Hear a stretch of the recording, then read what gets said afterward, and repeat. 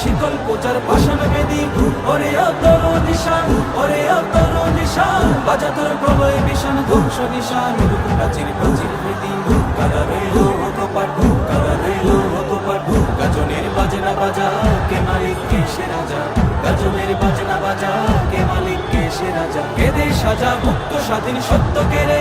আহা পায় যে হাসি আহা পায় যে হাসি ভগবান করবে ফাঁসি সর্বনাশী শিক্ষাহীন দুঃখ কেড়ে কারা রইল কপাট